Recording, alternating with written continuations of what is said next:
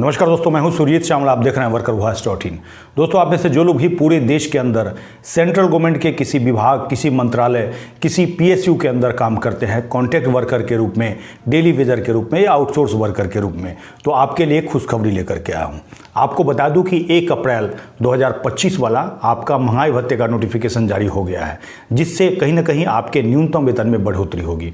आज हम न केवल आपको ये बताएंगे कि आपके न्यूनतम वेतन में कैटेगरी वाइज आपके डीए ऐड होने के बाद कितना न्यूनतम वेतन बढ़ जाएगा, और साथ ही नोटिफिकेशन का कॉपी कैसे देखेंगे और कहां से देखेंगे।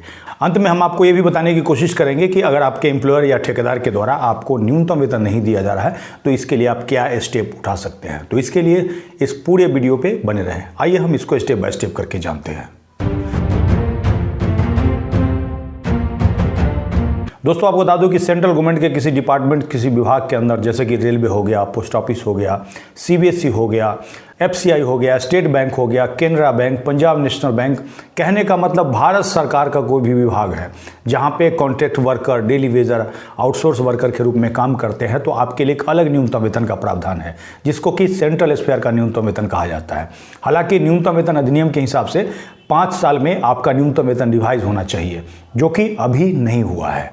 आने वाले समय में इसकी भी जानकारी दूंगा, लेकिन अभी आपका अप्रैल 2025 वाला महंगाई भत्ते का नोटिफिकेशन सरकार की तरफ से जारी कर दिया गया है, जिसको चीफ लेबर कमिश्नर सेंट्रल के द्वारा जारी किया जाता है।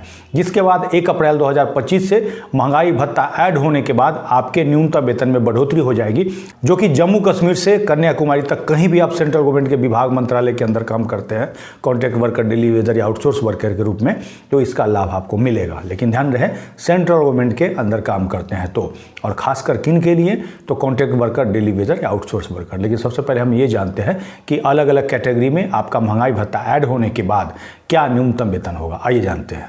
दोस्तों, वीडियो के डिस्क्रिप्शन में जाएंगे, आपको हमारे ब्लॉग www.workervoice.in का ये वाला लिंक मिल जाएगा, जिस पे क्लिक करते हैं हमारे इस वाले पोस्ट पे आ जाएंगे, जहाँ की हमने पूरी जानकारी देने की कोशिश की है। और जैसे ही नीचे आएंगे तो आपको यहाँ टेबल के माध्यम से 1/5/2025 से सेंट्रल गवर्नमेंट के अंदर काम करने वाले कॉन्ट्रैक्ट कर्मचारी, आउटसोर्स कर्मचारी, डेली वेजर आदि को कितना मिलेगा, अलग अलग कैटेगरी वाइज के हिसाब से यहाँ बताया हुआ है। जिसमें कि अगर अपन स्किल में एरिया में आते हैं तो 805 रुपया एक दिन का होगा, जिसमें आपका बेसिक और डीए ऐड होकर के यहाँ पे फिगर है। बी एरिया में काम करते हैं तो 674 रुपया एक दिन का, सी एरिया में 541 रुपया, सेमी स्किल या अनस्किल सुपरवाइजरी में है 893 रुपया एक दिन का, बी एरिया में 760 रुपया, सी एरिया में 632 रुपया। इसी प्रकार स्किल या क्लर्कियल में 981 रुपया एरिया में, बी एरिया में 893 रुपया, सी एरिया में 760 रुपया, और सबसे अधिक हाईली स्किल्ड एरिया में 1065 रुपया, बी एरिया में 981 रुपया और सी एरिया में 893 रुपया। अगर आपको मासिक दर से सैलरी मिलती है तो आपको इस एक दिन के सैलरी में 26 से गुना करना होगा। जिसके बाद अनस्किल्ड में आते हैं तो एरिया में 20,930 रुपया, बी एरिया में 17,524 रुपया मासिक, और सी एरिया में 14,066 रुपया मासिक से कम नहीं होगा। सेमी स्किल अनस्किल सुपरवाइजरी में 23,218 रुपया मासिक एरिया में, बी एरिया में 19,760 रुपया, सी एरिया में 16,432 रुपया। इसी प्रकार स्किल या क्लर्कियल में है तो एरिया में 26,506 रुपया, बी एरिया में 23,218 रुपया और सी एरिया में 19,760 रुपया। इसी प्रकार हाईली स्किल में है तो एरिया में 27,690 रुपया मासिक, बी एरिया में 25,506 रुपया, सी एरिया में 23,218 रुपया।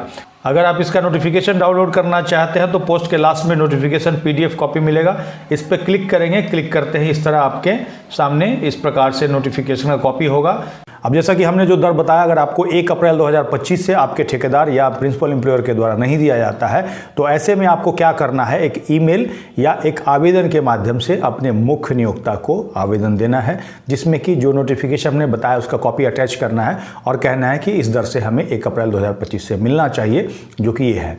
और 15 दिन के अंदर अगर सुनवाई नहीं होती है तो अपने एरिया के रीजनल लेबर कमिश्नर सेंट्रल के पास लिखित शिकायत कर सकते हैं। जितना आपको कम दिया जा रहा है उसके 10 गुने हर्जाने की मांग कर सकते हैं। लेकिन ध्यान रहे, जब भी आप शिकायत करें उसका रिसीविंग जरूर लें।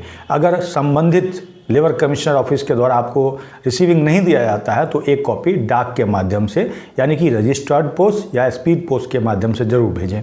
आपका कोई भी सवाल हो नीचे कमेंट्स में लिख करके पूछ सकते हैं और इस वीडियो को अधिक से अधिक शेयर करें ताकि पूरे देश के अंदर जो सेंट्रल गवर्नमेंट के अंदर कॉन्ट्रैक्ट वर्कर काम करते हैं उन तक ये जानकारी पहुंचे। इसके साथ ही विदा लेता हूं, जल्द ही एक नई जानकारी के साथ मिलते हैं। धन्यवाद।